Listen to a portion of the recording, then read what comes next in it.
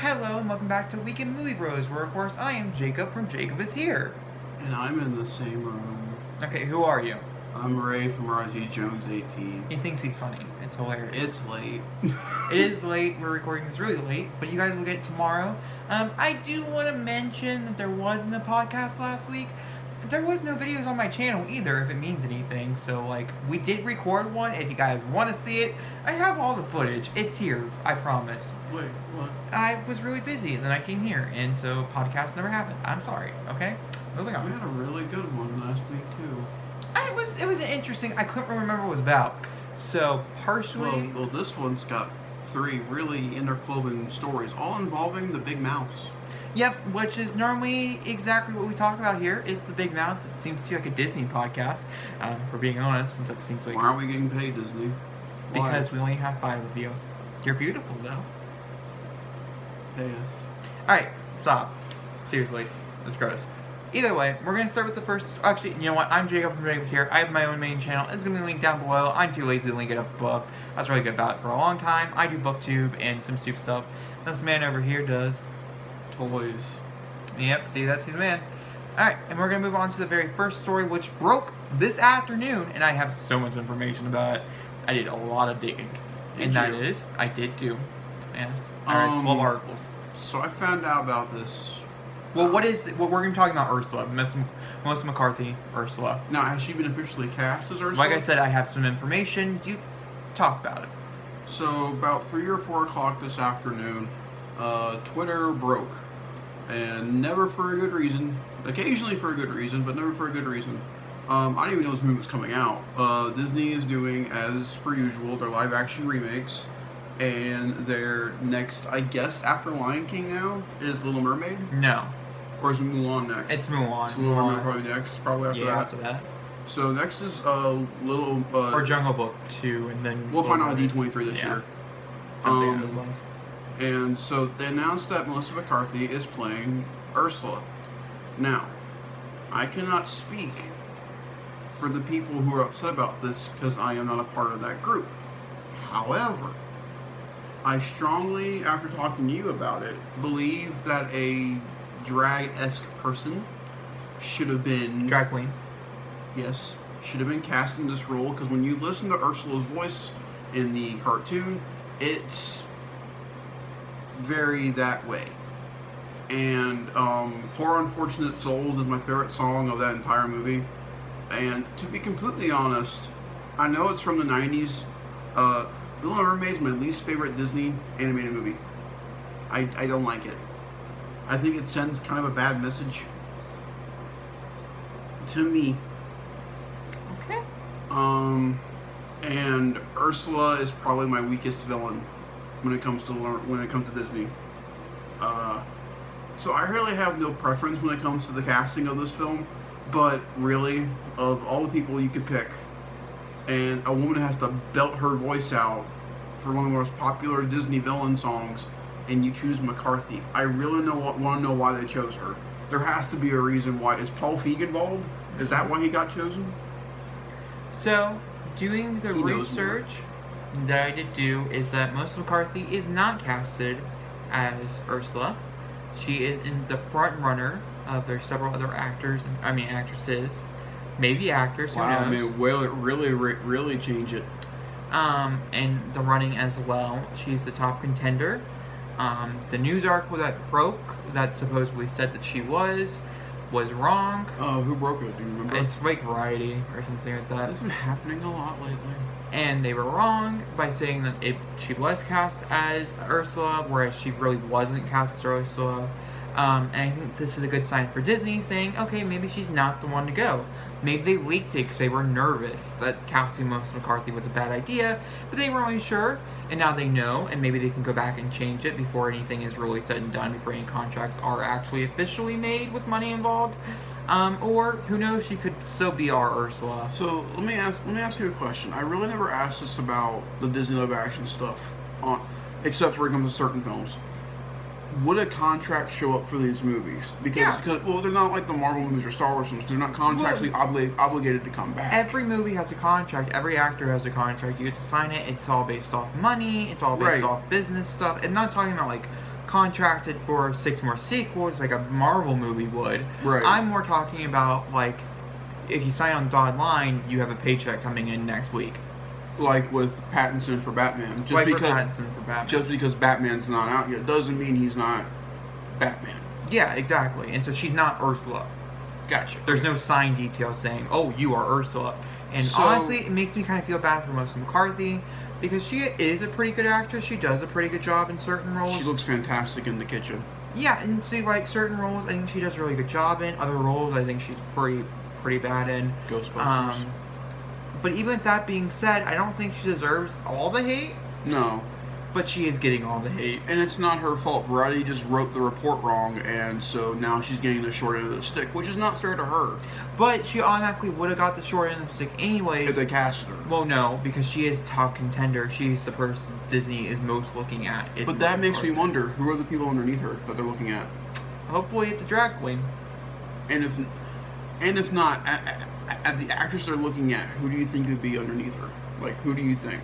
I hope Lady Gaga. And I knew Lady Gaga was up for a role because of how, like, Joe Biden, who is it? Who runs, Bob Iger? Bob Iger. I don't know. Joe Biden's running for president of the United States. I'm tired.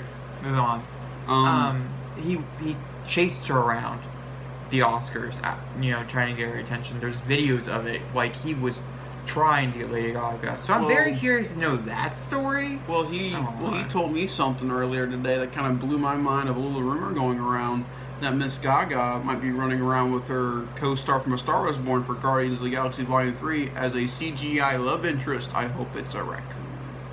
I highly doubt it's true, though. It was from an unreputable source, but I thought it was a really funny story. And cool, though. Yeah. Could you imagine 2 raccoons singing Shallow? Okay. Speaking of Marvel.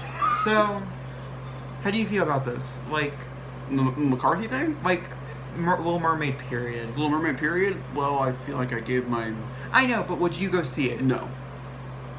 Okay, you said no to Aladdin, and then it's one of your favorite movies of the year. There's a difference, though. I love Aladdin, the animated movie. I have no interest in Little Mermaid. I never go back and watch Little Mermaid. I don't remember a lot of the songs from Little Mermaid. Honestly, Poor Unfortunate Soul is the only one I really know. I went to Disney music trivia last night. I completely forgot about Can You Kiss the Girl? I typed probably the wrong title. It never really spoke to me, and I don't think it was supposed to. Yeah, it was more whereas when you look at other Disney animated films from back then, they kind of balanced. Whereas I thought Little Mermaid was more in the vein like the old 50s, 60s Disney era. Whereas the princesses were more front and center, and the prince was behind, except just to be there to save the girl. Whereas in the Little Mermaid, they kind of reversed that, and the prince is behind Ariel, and she's coming in to save Eric. And they formulaic around a little bit. Of all the 90s films besides Lion King, I think it's the most beautifully animated film of that era. And no one can forget the penises. Yeah, we don't talk about that. It's really funny. If you guys don't know what I'm talking about, you should totally Google it. Unless you're young. It's so much fun to go. It's so much fun to go look at old movies and see the mistakes that are in them. It's not a mistake. They totally did it on purpose. But it's fun to go look back and look at those. I mean, there's so many classic ones of that era. So, moving on. I think we did. I mean, I don't know. My personal opinion about Ursula is that I think it's really diss to everything Disney has. Disney's moved so much forward. Why and I'm not trying to be mean to Melissa McCarthy. I think I'd say this about almost every actress that would be casted. But I think Melissa McCarthy is like the least actress I would have picked for Ursula. She wasn't even on our contender list of like fan casts. She was not even like she can't. I don't know if she can sing. I've never heard her sing. Yeah. That's my big thing. It's like I said when we talked about the song.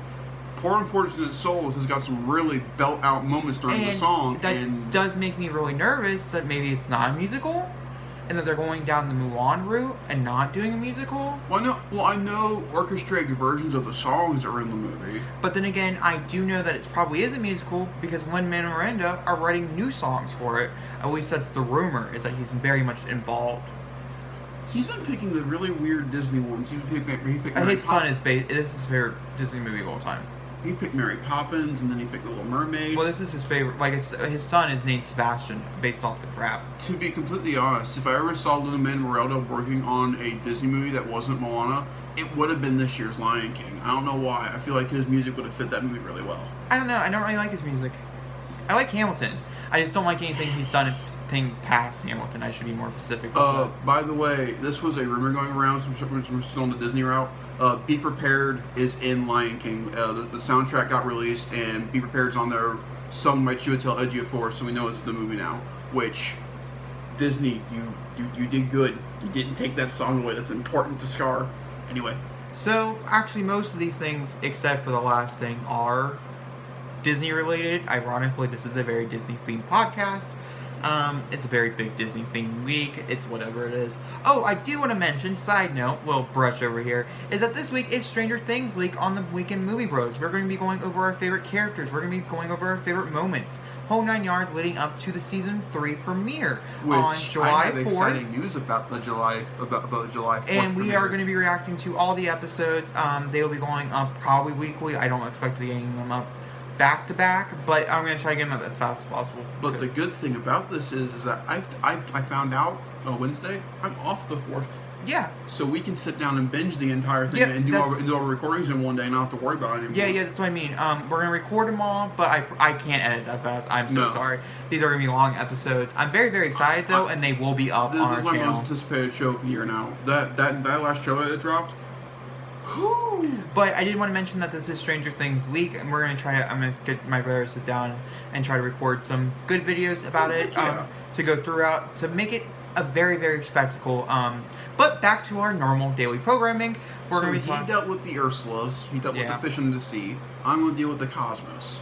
So over the past couple of months, Marvel has been kind of teasing the cast of the Eternals, and I feel like this is all leading up to Comic-Con.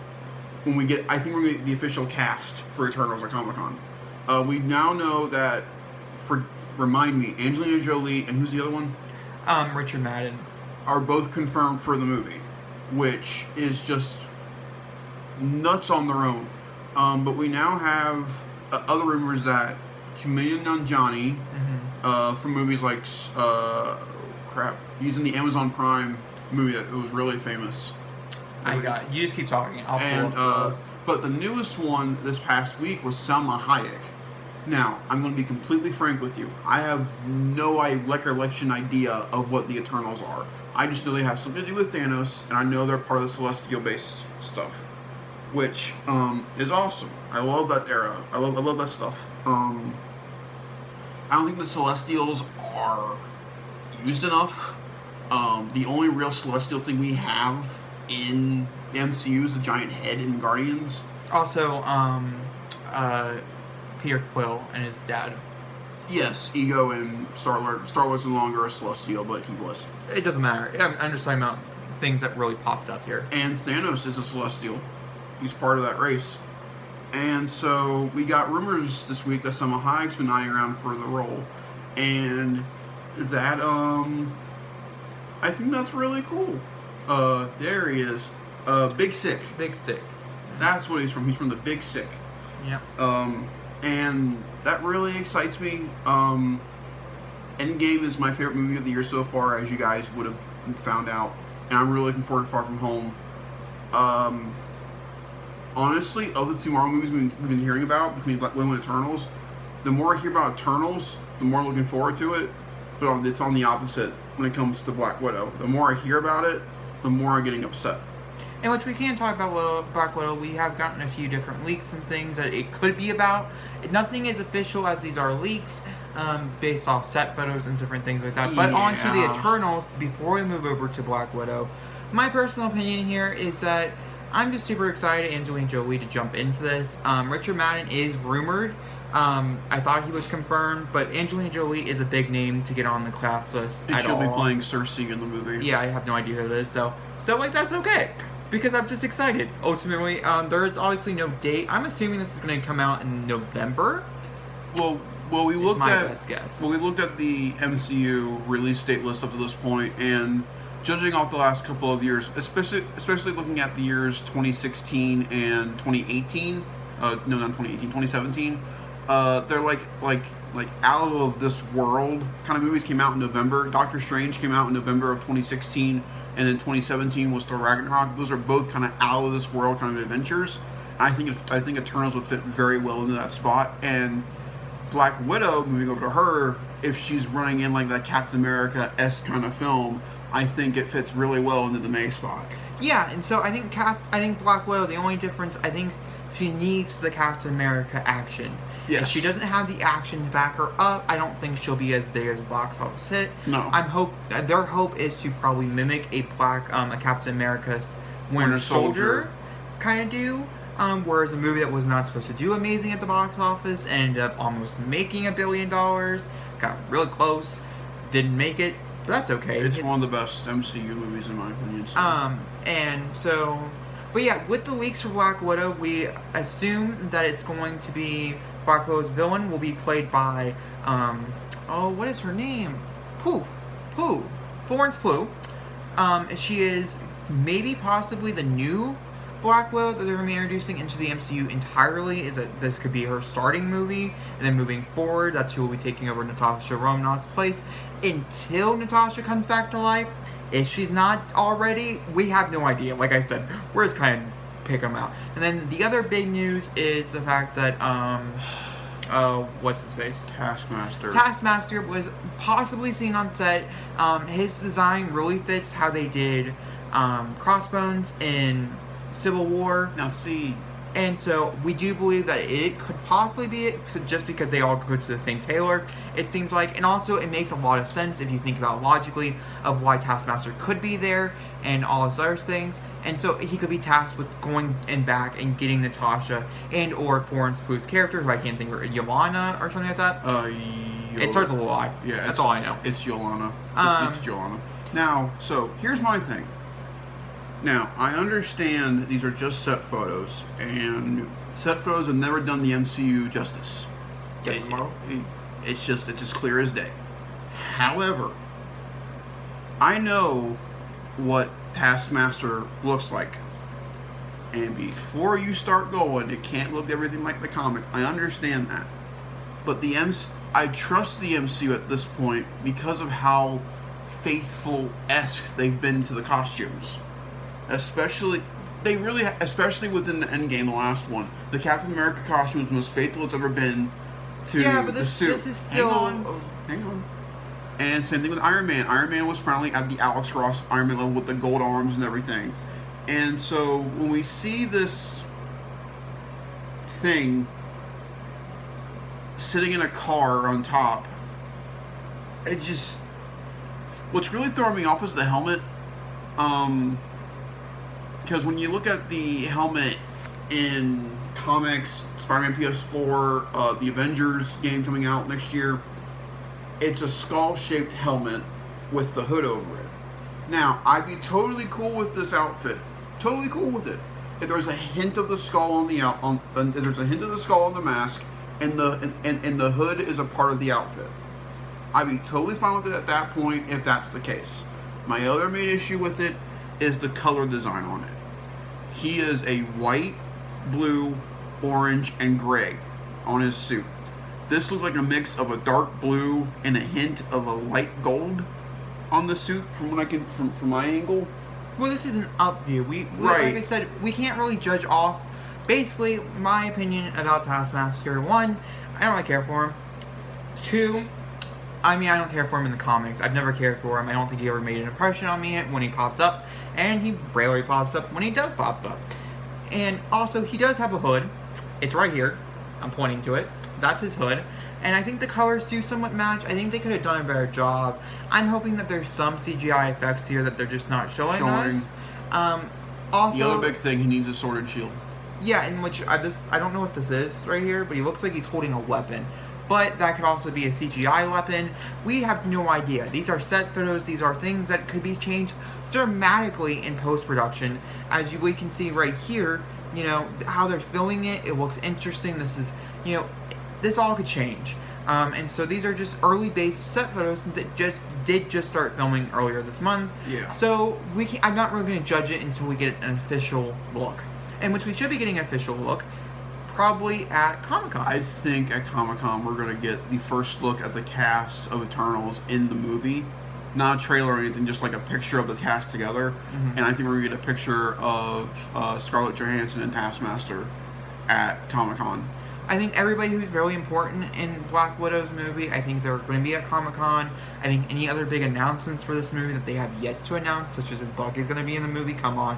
How are you missing this? Put Bucky in the movie. It's a prequel.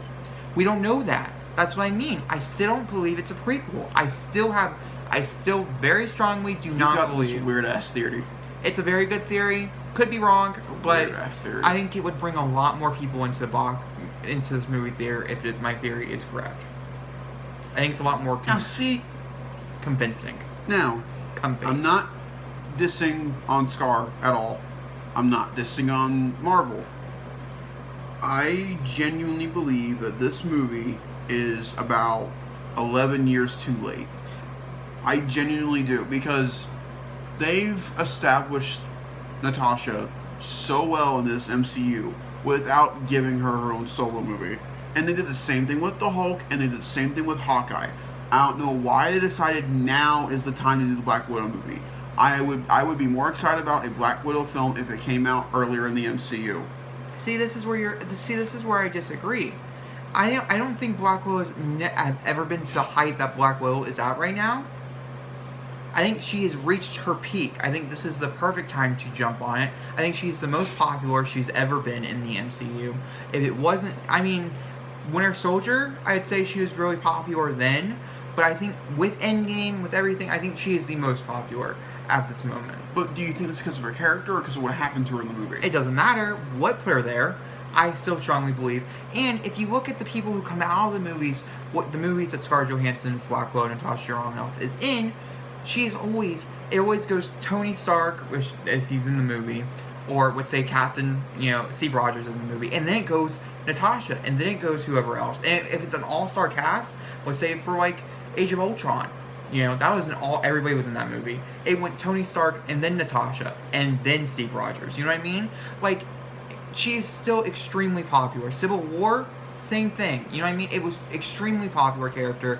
I think there is money here. We'll have to see how much there is, though. Okay, I feel like I shouldn't be blunt about it. Her character, like you said, has not been that strong in MCU movies. And Scarlett Johansson has done a magnificent job with this character.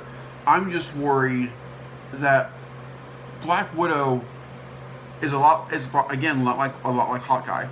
She fits better as the counterpart to somebody else.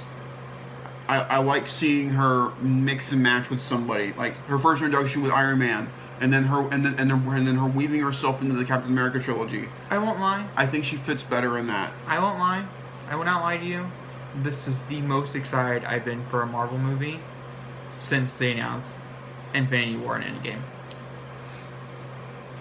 So to each his own. You're a big Black Widow fan, and you're not. You should that. Whoa. Does not seem like it. I should be more clear.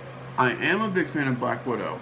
I'm a big fan of her where she's at currently in the MCU, which is I mean, technically, yes. No, but where her, Hulk, and Hawkeye stand, which are they've never needed their own solo movie. They fit better with the team, and for instance, Hulk will probably never get his own solo movie because of contractual rights. No, Universal was an idiot. That's what I mean. And then Hawkeye gets his own TV show, so it's natural that Black Widow will get her own movie. But I think though I kind of would prefer an 8-hour TV show that's like an 8-hour movie. That's my point. I think Black Widow would fit better as a TV series than a film. But because if this film is either a prequel, sequel, whatever, they're trying to reestablish the Red Room. They're trying to establish where she came from, how she met Nick.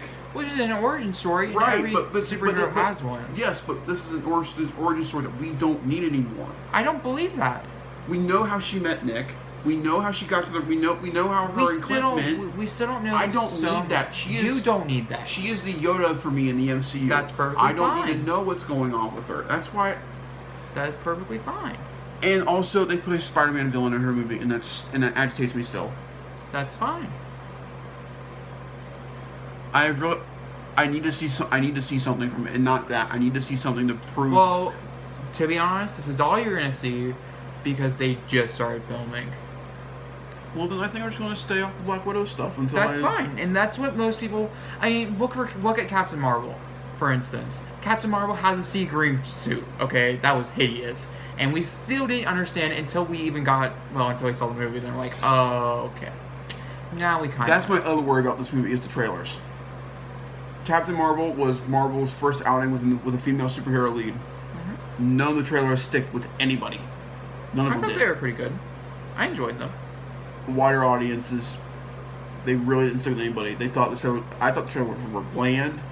The jokes didn't hit, and the action didn't look okay. I'm worried that Marvel doesn't know how to promote their female heroes on their own. We'll have to see. This is a big blockbuster. This is a very, very big one. I'm assuming they didn't spend too much money on it. I hope they didn't spend too much money on it. I'm guessing a Winter Soldier. No. Winter Soldier. Captain America already had his first outing. Captain America's first outing wasn't amazing, but it did really well. And underrated MCU movie. Kinda. Most of it was pretty good. I'd say 90% of it. Then you have Peggy Carter, and that's what it is. And yet it did pay off. I will give them credit. It did pay off, and I did cry. So to each their own. But yeah, we're gonna move on. Yeah. Oh boy. I figured we should leave that one for. Actually, you know what? We need to get it out of the way. Are we trying to talk about this? Yeah. Okay, we're gonna move on to a movie type review. We're just gonna be talking about in simpleness of how we enjoyed this particular movie without spoilers because it did just come out here recently, and it's a top movie at the box office. I don't know why I was rushing around this. We saw Toy Story 4. We did. Who wants to go first? Well, you have a more positive review. Actually, no, I don't. I've been sitting on the movie since we saw it. Why don't you go first? Okay. I thought it was bland. I thought, it was okay. The animation style was pretty cool. I'll give them that. I think ultimately we can all agree Pixar is an amazing animated crew. And if they made Toy Story look like crap, they would shut down Pixar because that's what started the company. And also, part of me just feels like I don't think it is at level heights of Incredibles 2. I think the design is better, as it does look more realistic. Yet I have problems with that. But I think Incredibles 2 had much more stylized animation. Can I ask you a question? Uh-huh. Have you finished The Incredibles 2? Well, technically, so I've seen the whole how can you judge the film if you haven't? I'm not judging it. I'm saying it's a better, well-made film by animation style. But how can you say that if you haven't seen the entire movie? I have seen it. I saw the whole movie in theaters, Zachary. I did see the whole movie in theaters. But you said your experience was ruined because you didn't get to watch it all. I did see the whole movie. It's just I don't remember like 20 minutes of it. I was just making sure. I'm just saying. I'm just making sure. The way that they did, the bad guy, who I can't remember her name, but you know who I'm talking about. Gabby. No, I'm not talking about Toy Story. I'm talking about Incredibles. The way they did her design and other people's design, I think it was much well handled. Whereas Toy Story was beautiful. The opening scene alone with the rain. That's not a spoiler. People talk about it. The opening scene with the rain is gorgeous. It's beautiful. The transition into the newer story was breathtaking. But even that being true, I think the story purposes of Toy Story are very much in the lacking aspects of Pixar. Even if you don't like the latter half of this film, the opening and the intro song leading into the logo will make your heart just... No, I didn't cry. No, not like that. Just the way they did it, the transitions and stuff. Yeah. So, I've been sitting on this movie. I cannot stress this enough to viewers. Toy Story is my life. A lot like Tarzan, Toy Story is my life. It has been with me since I've been a kid. I've owned a Woody and Buzz sometime in my life. I own a Buzz currently. Woody, you're going to be here soon. I love Toy Story. So, you can ask my brother. I have been gushing to go see this movie. I've been so excited for this movie. It was my number 2 film going into this year after Avengers. And when I first sit down to watch it, when we first watched it together, I laughed a lot. The ending and beginning made me cry.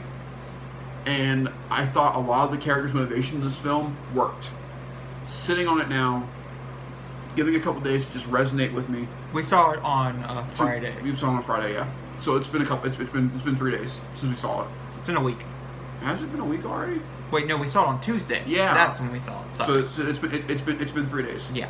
To this point, and I have to admit, it's the weakest one of the 4. This is a very adult movie. I think it's not a kids' film, in my opinion. The character Forky. Without giving spoilers, I think is a way of Pixar talking about suicide for the first half of the film. Not saying why, but do you understand what I'm talking about? I do agree. I don't know if I agree, but I do understand where you come from. From when Forky shows up, no, I do. When a certain thing happens. Yeah, I do understand where you're coming from, and I kind of get where you're coming from as well. So the other thing about this film is finding your place in the world, and that is emotionally strong for both Gabby and Woody. And I think Gabby is the strongest,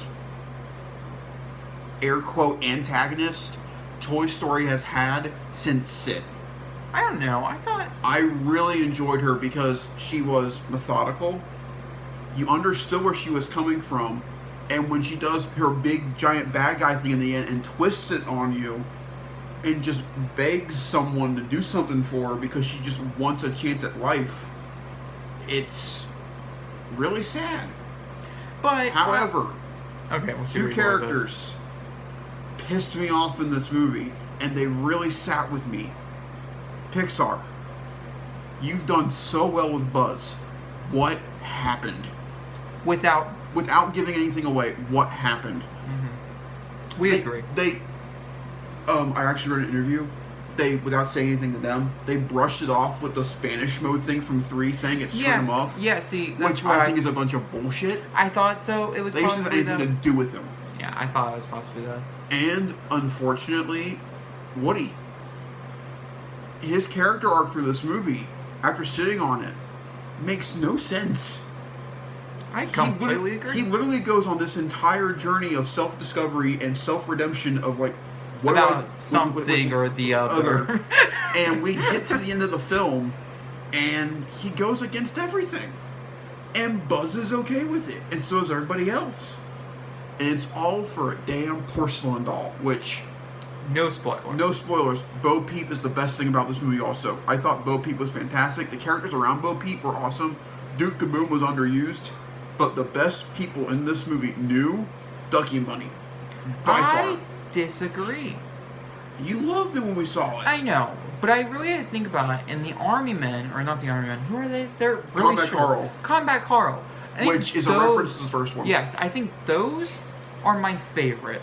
They are barely in the movie. I know, and that's how much of an impression they made on me. I laughed the hardest at Combat Carl. For a reason I don't want to give, as it's a great gag. Oh, the snowman guy. It's a great gag, and by the way, if you are a hardcore Toy Story fan, knowing from like the short film in front of the first one to this point, keep an eye out for certain things. I pointed out to you when they go do a certain thing with Bo, and there's a guy that does this. That's all I'm gonna say. There's a guy that does this, and it made my heart glow. Yep. And also, there's a song in this film called "The Lonesome Cowboy," which you can listen to. Whether I like Woody's character in this film or not, the song fits him so well. The song's fantastic. The opening is fantastic. The logo intro is fantastic. And I liked Forky.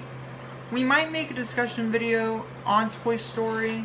I think we should, especially regarding the Woody-Forky dynamic, because it really bothers me how much it changed Woody within the span of 20 minutes. I don't really know. I have very strong opinions about it, to the point where we actually got into an argument because of Toy Story. But of course, he had rose-colored glasses on after he saw the movie, and then he took them off, and he realized, hey, the movie is good. I'm not saying the movie's bad. It's not bad. At any stretch of the imagination, Toy Story 4 is not a dumpster film. No. It is a very good movie with beautiful animation, very well voice acted, very well directed, may I mind you. And I think it's got a great through line. Like, the story makes sense within this film.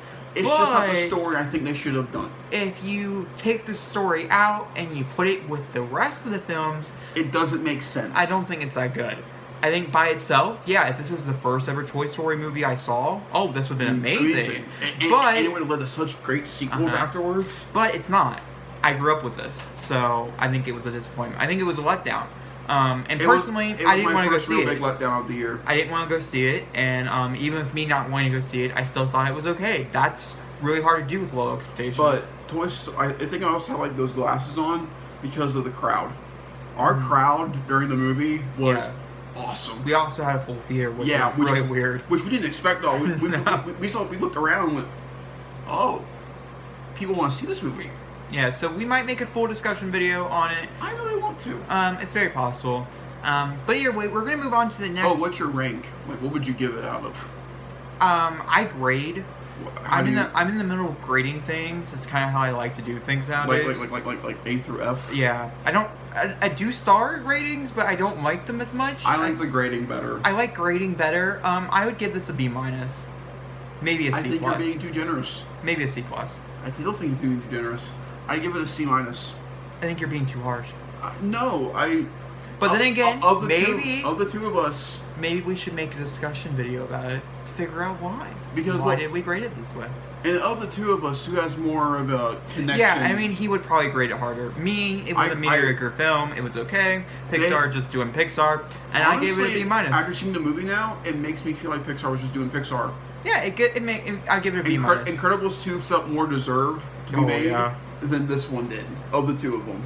Yeah, Incredibles 2, it's over, and you're just like, oh my gosh, I'm ready for the sequel. With this one, I was like, why was this made? However, I want more Forky. Which you are getting more. Which we are getting more Forky on Disney Plus. Yes, they're. He was a golden flute in this movie. He was so funny. Yeah, His first word is precious. We'll make a discussion video about it. Now that I'm really thinking about it, because I do have a lot to say. So yeah, I'm gonna give B-. The discussion video should be coming out later on this week. We'll have more Stranger Things content than Toy Story, I promise. But yeah, it's a discussion thing we need to talk about. Yeah, we'll probably film it. I wasn't expecting to have this kind of discussion with Toy Story with you, but it really left an impression on me. All right, we're gonna move on to the next story as we are broke for time, and I don't want to make this super duper long. I really personally don't want to talk about the next story. That's fine. We can just write Spider-Man. What? We can just write Spider-Man. All right. Just because we did talk about some pretty interesting topics already, that we can only handle so much heavy stuff at once. Yeah, and yeah, you know what I mean. I think that one I'll work on my own because it involves video games. Yeah, and that's what I mean. And so I don't really think it has anything to do here. To tease you guys with it, Disney's being very on their properties. I'm going to discuss why with that. And I think he has much more an opinion about it, as I don't think it's necessary, but I do. Each their own, like I keep saying. We're gonna move on. We're gonna swing into the box office. Yep, that's a good one actually. Thank I really like that one. Thank you. Swings the box. I really like. Oh, you know what? Hold on. We're gonna talk about Spider-Man: Far From Home box office. It is projected to make 110 this weekend. And yeah, I'm not kidding. Yeah, 110. 110. Seriously? Hold on. Swing into the box office will be our logo or slogan for the episode. Yes, really? I'm pretty sure. How much? Continue talking. I'll look it up. I want to know how much Spider-Man Homecoming made opening weekend. All right, I can do both. Just give me a second. I genuinely believe, even though it comes out on Tuesday, I think that Far From Home. Yeah, no, it's 120. Sorry, 120? I'm 10 less. I think Far From Home has got a legit shot making 175 this week. I really because Marvel was smart and they're putting it out on Tuesday and giving it that full range of the weekend, and so it won't count up until Monday. And so I think it's going to make 175 this coming week, and we're going to contribute to it. Obviously, we're seeing it in IMAX. You're getting all the big bucks. What's going on? Did I spell Spider-Man wrong? Oh, is it 2 words? Yeah, you didn't put the apostrophe. I mean, the hyphen. It's crazy how much that really changes that. Alright, Spider-Man Homecoming opened with 117. So it's only supposed to make a few bucks more, and Which that's I think is pretty absolutely sad. and no, but that's absolutely ridiculous. They really think the movie after Endgame, which is integral to the story, is going to make $120 million. And I personally probably have to think it's based on the fact that it's July 4th weekend, and how July 4th weekends are normally spent outside. They're normally not spent inside. It's not really a predicted good weekend, so. But we also have a real conundrum. A couple years ago, in 2015, we had the same thing where a big show was coming out on Netflix while a big film was coming out in theaters. Daredevil Season 2 met Batman v Superman. Mm-hmm. This weekend, it's Stranger Things 3 versus Spider-Man Far From Home. But I think, personally, I think they both have room to play. Yes, absolutely, because they're very different. Well, not just that. I think because Spider-Man does come out on the 2nd, which is in like 3 days. If you're not watching it opening weekend, if you're not watching it as soon as you can, stay off Twitter, stay off Facebook, stay off anything you can. I think Grace Randolph put it perfectly. The director should have put out a spoiler warning for this movie. Once again, we're talking about Grace. Clark said the same thing. Yeah, and I do. I think I haven't seen it yet, but I also agree. I just think it's going to have to be a warrant thing going forward with everything post Endgame has to be spoiler warned, because if you're one, I don't want to be ruined. If you're one of the many 20 people that has not seen Endgame yet, why? Don't watch stuff for Endgame, because the entire movie's been spoiled in their Blu-ray release trailer. Also, I don't know. I think part of it, I don't know. I don't think. I have mixed bags about, heavy spoiler films and things like that. But I feel like 23, 4-minute movies into a series, I think we should not be talking spoilers. So when I slide through Twitter and I see that, oh, this is the end, this is what happens during the end credit sequences. And he bans you know why. And I ban you, I'm just not even going to talk to you anymore because you're not going to spoil that shit for me. I'm sorry. But anyway, I'm predicting around 150. I'm not going to go super high, but I think it's definitely going to make more than 120 million. Unless we're wrong and Stranger Things is such a hit, but it has 2 days more to make money. Yeah. And more than likely people are going to want to come out to the theater. Tuesday is a great day. That's always, It's discount day. It's discount day, which is bad for the box office, but good for They're gonna get repeat viewings on a Tuesday because of discount sales. And I have heard it's not doing the best on pre-sale tickets. I think Lion King is a little bit further even on pre-sale tickets. Dear God, the Lion King pre-sale, when they dropped, it went bonkers. So, with that being said, you should really get your Lion King tickets. I'm getting them Friday. I'm not seeing it. Yeah, you are. You're seeing it with a friend. Yeah, I'm seeing it where we can't pre-order tickets, so. But no, I have not pre-ordered tickets this early in advance for a movie since Endgame. Yeah, I need to pre-order my tickets for Lion King. Otherwise, I'm not seeing it the weekend it comes out. I think Endgame was the first time ever that I pre-ordered tickets 4 weeks before it actually came out. It was important to. Yeah, I agree. So the last story we're talking about, this is a relatively short one. I do want to mention, we'll mention at the very end. Is Netflix sitcom, which is the one about the Mexican family. What is that called? Why don't you look it up and make sure? Yeah, it is about the Mexican. I just can't remember what it's called. One Day at a Time. Got it. That's somewhat close. One Day at a Time follows 3 generations of the same Cuban American, so Mexican family, living in the same house. A newly divorced former military mother and her teenage daughter and twin son and her old school mother got canceled on Netflix after 3 seasons because that's Netflix's trademark, and it got picked up by Star TV. What is it? I've never heard of it before. I will not lie. But Pop TV. But Pop TV is actually a brand that sells to bigger TV companies, so it could be even popping up on ABC, is what the article said. And that is primetime television. This is the first time Netflix has ever put anything. Netflix took a bullet. Yeah, Netflix, I think, well, maybe Netflix might not have taken a bullet. As right now, we're just assuming they canceled it after 3 seasons because they can, and they have other new content that they want to get out, and people are bored with it. But when One Day at a Time, which seems to be a remake, by the way, which is interesting. But anyway, One Day at a Time, when it got canceled, it was an uproar on Twitter saying you guys are horrible. This are my favorite TV show. Why did you do this? Somewhat like Santa Clara Diet, just not. Or The Ranch, the ranch that was not getting canceled too. these TV shows that people really, really love, people really, really support behind. And so now here's the real question. Now we can finally see the ratings when it does come out for season 4 on whatever TV, cable And TV if it program. does well on TV, did Netflix screw up? And did Netflix screw up? Does that mean that they are just canceling after 3 seasons because they can, or does it do horrible on cable television when we see the ratings and realize no, there actually is no traction but here? See, there's also a dilemma with the 3-season thing, because look at your favorite show on there, Orange is the New Black. What season is it on? See, I think Orange is the New Black came out. It was the first original or second original thing for Netflix, and so I think times are different. Well, I can actually concur with that. Voltron Legendary Defender, 7 seasons. It went 7 seasons strong. Granted, they put 2 seasons out a year because of their animated. But still, it went 7 seasons. Netflix let that story roll out. They've only been doing it to comedies and high budget shows. And so it really makes me wonder, is Netflix running out of money? I don't really know if Netflix is running out. I think in Netflix's offense, they put out so much original content a year. They put out too much original content, in my opinion. I don't think so. I think that's how more people keep coming back. I think it's a great business standpoint, but I think it's really a risky business standpoint. And for TV shows like this, Last Man Can't Die or something like that, niche TV shows, because I don't really know how big the audience was for one day. It made a traction, but it wasn't a very long traction. Right.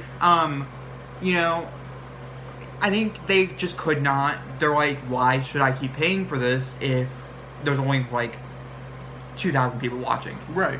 Every season. So, and maybe it's the same 2,000 people that watch, but that's still, it's not growing, and you want your TV show to grow. Well, let me ask you a question, and actually involves Stranger Things. Mm-hmm. So, Stranger Things Season 3 is coming out in 2019. Mm-hmm. The 3rd season of this show.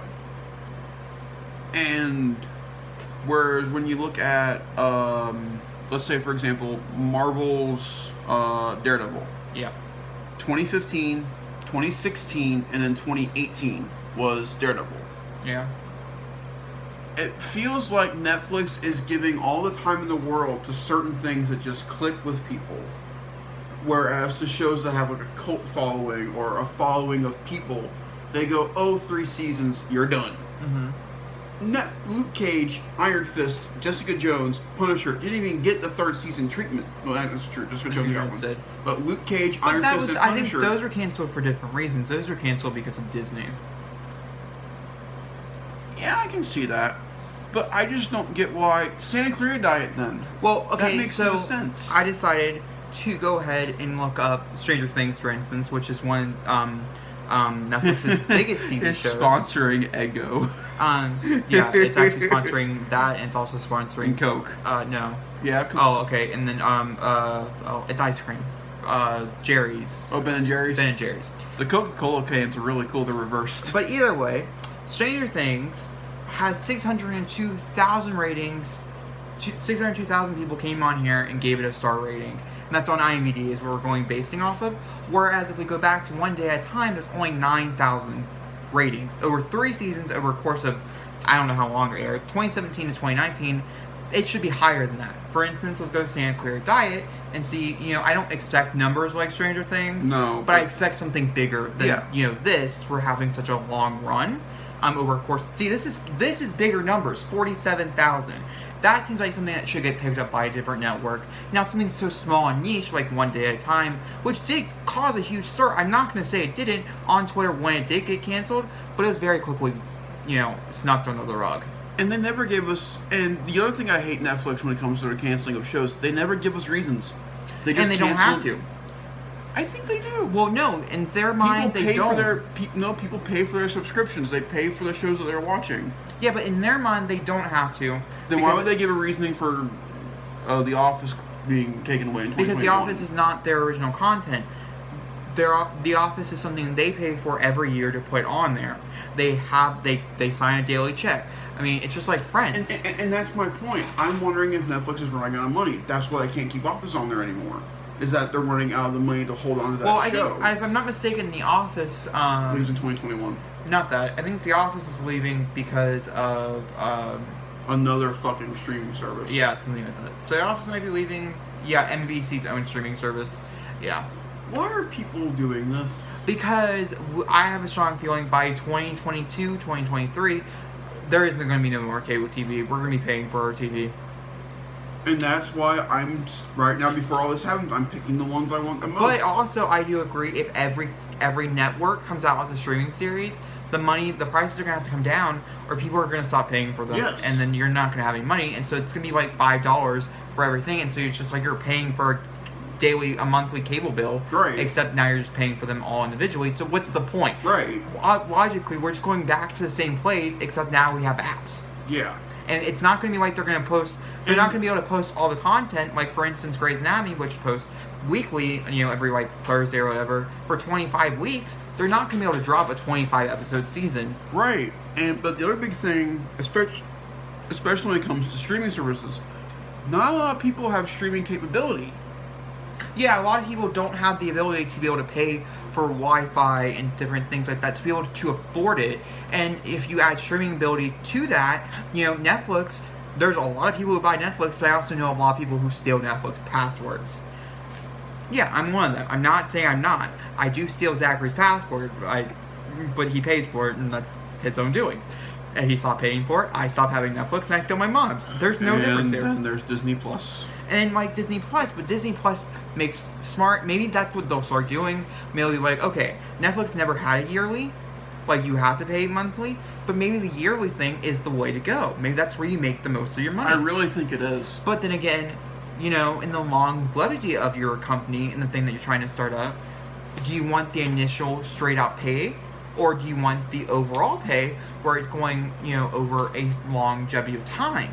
Where's the business sense in that? Which one is better on a business market? So let me ask you a question. Let's say this whole cable thing happens and you're correct. By 2023, it's all gone. Mm-hmm. What if, for some odd reason, all of these cable channels, USA, NBC, CBS, ABC, they all get together? What? Keep going. I'm reading an article. Well, if they all get together and become one universal package, and you pay for it every year, it's like your Amazon Prime subscription. You pay for it a year and you get all of them. You don't pay for them individually. It's just let's just call it the cable pass. And you have all of these channels with all their infinite shows for a year. And let's say that works out really well. Do you think then they would go in that direction to where all the cable channels just come together in this one thing called the cable pass, and they pay for it in the full year? But then to counteract what I just said, is not just paying for cable all over again. Yeah, it is just paying for cable all over again. But the again. upside of that, though, is that you're not paying it monthly. You're paying it yearly. So I think that would do better with people. I don't really think it will, because I think a lot of people are scared of a big number than they are. Let's say monthly, for all those channels. Just like normal cable, it's $40 or something a month. If you don't pay for the extra, because there are extras you can buy, Nick Jr. and things like that, which cost more money. Tell my $118.46. But that's also including internet and other things. It's and phone. Yeah, which I still don't understand. But either way, I'm just talking about cable in general. I'm saying around $40 to $50. Right.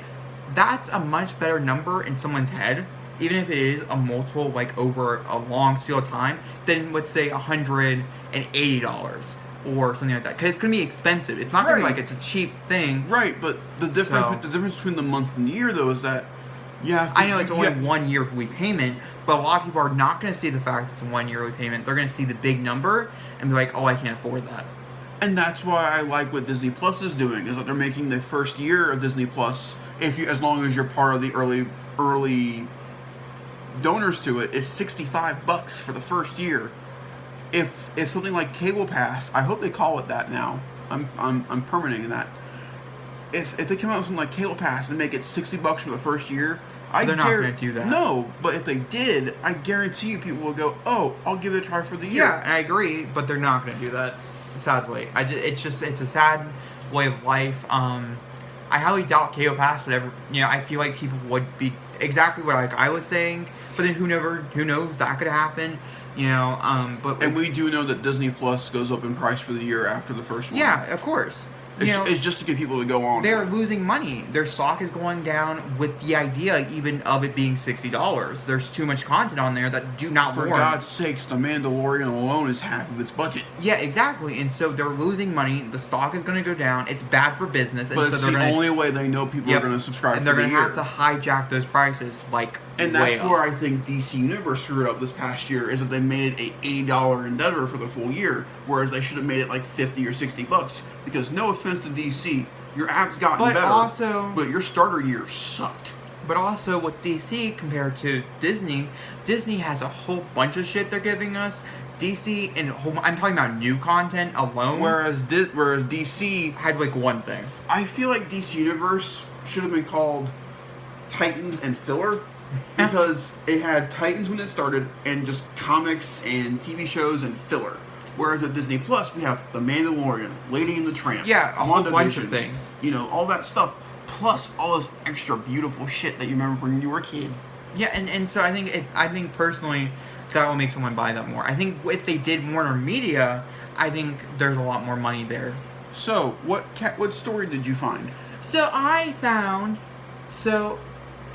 the headline that caught my attention was The Office. Why NBC Universal is paying $500 million, that's the number that caught my attention, to pull the hit from the Netflix. So right now they're in a deal per year act. Netflix pays $100 million per year to put The Office on their streaming service. Which is nuts. So they're getting paid back exactly what they were paid initially, that $500 million, because it'll be on air for 5 years. On Netflix. It's been on Netflix for 5 years. Not yet. Well, in 2021, it'll be on Netflix for 5 years. And that's why it's stopping after 2021. And so they're paying it back to possibly start their own streaming service, and also to put another, because everybody's trying to tear down Netflix right now. It's like the main goal of Hollywood right now. And so it's another way to punch down Netflix. It's like the Friends thing. How Friends was supposed to be leaving, and then they paid out way too much money for Friends. They paid like what, 120? No, it was in the high. I can tell you.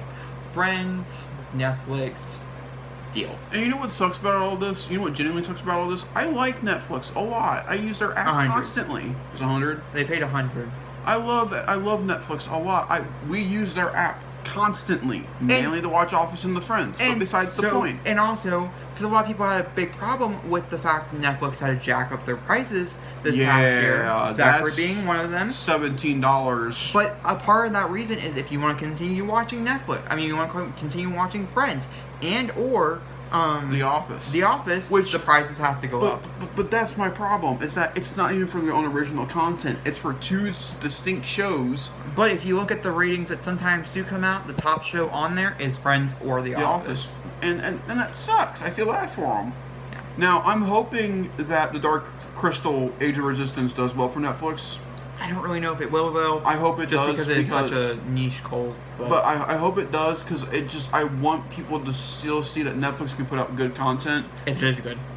I hope it is. I really do. Netflix is amazing. Oh my!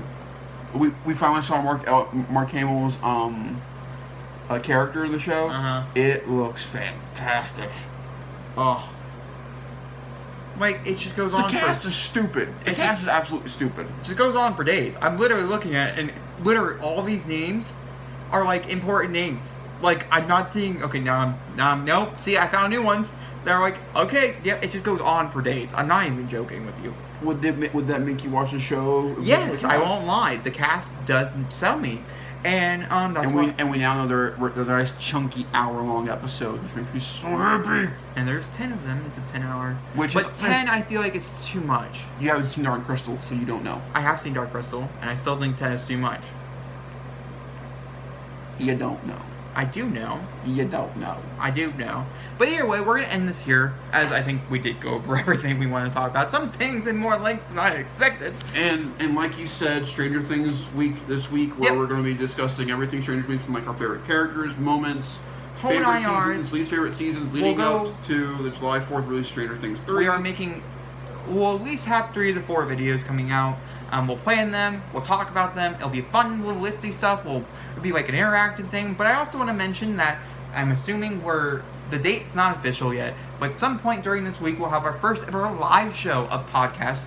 So instead of it popping up on Saturday next week, it'll pop up during this week. So you get 2 special podcasts in a span of very short amount of time. And since it is our live one, you know what that means. Yeah, that's what I mean. And so if you miss a previous podcast, if you don't understand why we're going live the first week of the month to play our favorite game, approve or disapprove, and which is where we go through the whole entire July or April or August or whatever month we're in.